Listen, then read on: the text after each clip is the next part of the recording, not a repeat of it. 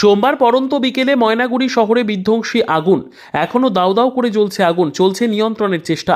ময়নাগুড়ি শহরে সোমবার সন্ধে নামার আগেই বিধ্বংসী আগুন লাগার ঘটনায় ব্যাপক চাঞ্চল্য ছড়িয়ে পড়েছে। এদিন একটি পাটের গোডাউনে এই আগুন লাগার ঘটনা ঘটেছে। গোডাউন লাগোয়া অনেক দোকান এবং একটি রাষ্ট্রায়ত্ত ব্যাংক রয়েছে। যে কোনো সময় বড় দুর্ঘটনা ঘটে যাওয়ার আশঙ্কা রয়েছে। তবে ঘটনাটি ঘটার পরই ঘটনাস্থলে ছুটে যায় দমকলের 3টি ইঞ্জিন। এখনও আগুন নিয়ন্ত্রণে আনার চেষ্টা চলছে।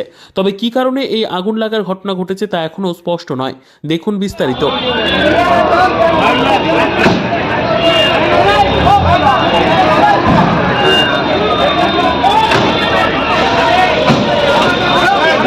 Viva!